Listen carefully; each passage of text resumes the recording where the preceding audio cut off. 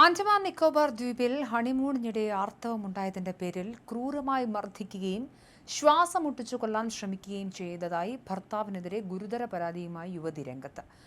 ഉത്തർപ്രദേശിലെ ഗോരഖ്പൂർ രാംഗഡ്താൽ സ്വദേശിനിയായ യുവതിയാണ് ഡൽഹി നിവാസിയായ ഭർത്താവ് നിഖിൽ മിശ്രയ്ക്കും ഇയാളുടെ കുടുംബത്തിനുമെതിരെ പോലീസിൽ പരാതി നൽകിയത്. ആൻഡമാൻ നിക്കോബാർ ദ്വീപിലേക്ക് ഹണിമൂണിന് പോയപ്പോഴാണ് ഭർത്താവിൽ നിന്നും യുവതിക്ക് നടുക്കുന്ന പീഡനം നേരിടേണ്ടി വന്നത്. 2023 മെയ് 30 ഡൽഹിയിലെ ഒരു വിവാഹ മണ്ഡപത്തിൽ വെച്ച് ഇരുവരും വിവാഹം കഴിച്ചത്.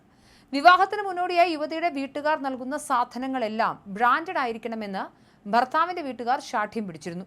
വിവാഹ സമയത്ത് യുവതിയുടെ പിതാവ് 20 ലക്ഷം രൂപ പണമായും കാറും മറ്റ് സാധനങ്ങളും അടക്കം 40 ലക്ഷം രൂപ വിലമതിക്കുന്ന സമ്മാനങ്ങളും സ്ത്രീധനമായി നൽകിയിരുന്നുവെന്നും പരാതിയിൽ പറയുന്നു.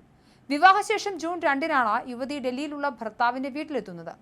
എന്നാൽ ഇത്രയും വലിയ തുകയും സമ്മാനങ്ങളും നൽകിയിട്ടും സ്ത്രീധനം കുറഞ്ഞുപോയെന്ന് ആരോപിച്ച് ഭർത്താവിന്റെ വീട്ടുകാർ യുവതിയെ തുടർച്ചയായി അധിക്ഷേപിക്കുകയും മാനസികമായി പീഡിപ്പിക്കുകയും ചെയ്യുകയായിരുന്നു. ഈ അപമാനങ്ങൾ സഹിച്ചാണ് യുവതി ഭർത്തൃവീട്ടിൽ കഴിഞ്ഞിരുന്നത്.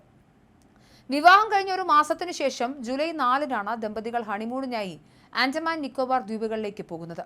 യാത്രക്കിടെ യുവതിക്ക് പെട്ടെന്ന് ആർത്തവം ഉണ്ടാവുകയും കഠിനമായ വയറുവേദനയും അമിത രക്തസ്രാവവും അനുഭവപ്പെടുകയും ചെയ്തു. ഇതറിഞ്ഞതോടെ ഭർത്താവ് നിഖിൽ മിശ്ര കടുത്ത പ്രകോപിതനാവുകയും യുവതിയുടെ മോശമായി പെരുമാറാൻ തുടങ്ങുകയും ചെയ്തു. ക്രൂരമായ മർദ്ദനമാണ് പിന്നീടുണ്ടായത്.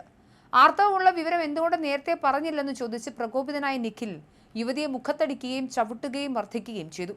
തുടർന്ന് ഇയാൾ യുവതിയെ ശ്വാസം മുട്ടിച്ച് കൊല്ലാൻ ശ്രമിച്ചതായും പരാതിയിൽ പറയുന്നു. ഇയാളുടെ ക്രൂരമായ ആക്രമണത്തിനിടെ യുവതി ഭയന്നോടുകയും നിലവിളിക്കുകയും ചെയ്തതോടെയാണ് വിവരം പുറംലോകം അറിയുന്നത്. യുവതിയുടെ നിലവിളി കേട്ട് ഹോട്ടൽ ജീവനക്കാർ ഓടിയെത്തുകയും ഇവർ ഇടപെട്ട് ഭർത്താവിന്റെ ആക്രമണത്തിൽ നിന്നും യുവതിയെ രക്ഷപ്പെടുത്തുകയുമായിരുന്നു.